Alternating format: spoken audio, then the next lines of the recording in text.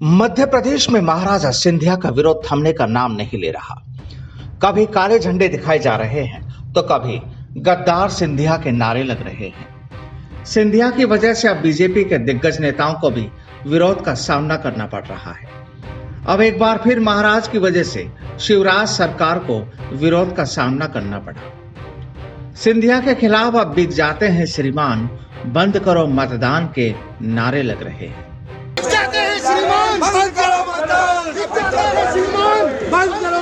दरअसल रायसेन में मुख्यमंत्री शिवराज सिंह चौहान और बीजेपी की दिग्गज नेत्री उमा भारती को विरोध का सामना करना पड़ा। उनकी सभा में युवाओं ने बंद करो मतदान, बिक जाते हैं श्रीमान के नारे लगाए गए। इन नारों का एक वीडियो भी खूब वायरल हो रहा है। सिंधिया की वजह से बीजेपी दिग्गजों को जनसभा में लगातार विरोध का सामना करना पड़ रहा है। यह बीजेपी के लिए चिंता का विषय बन गया है। वहीं पार्टी में खलबली भी मची हुई है।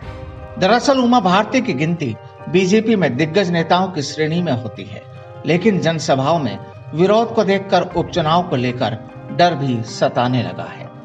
आपको बता दें कि हाल ही महाराज सिंधिया को अपने गृह जिले ग्वालियर चंबल में सभाओं के दौरान भी जमकर हंगामा और नारेबाजी देखने को मिली थी।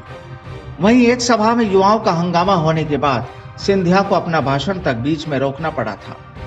विरोध को देखते हुए कहा जा सकता है कि भले ही बीजेपी को सत्ता बनाए रखने के लिए 9 सीटों की जरूरत हो, लेकिन विरोध को देखते हुए मंत्रियों का जीतना बीजेपी के लिए बड़ी चुनौती से कम नहीं है।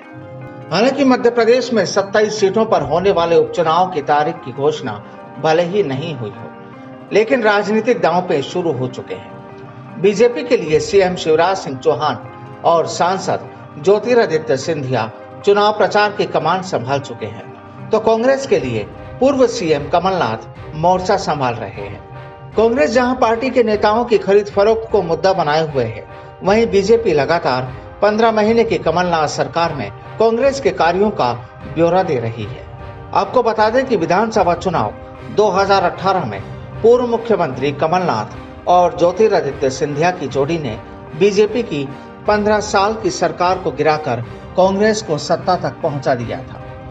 लेकिन 15 महीने चली सरकार को उस कुर्सी से उतरना पड़ा जब सरकार से गुस्साए सिंधिया ने बीजेपी का दामन थाम लिया। उसके बाद लगातार कांग्रेसी विधायकों का बीजेपी में जाना चलता रहा और यही वजह है कि कांग्रेसी सत्ता छिन जाने को लेकर सिंधिया पर हमलावर है। Bureau report, the fact India.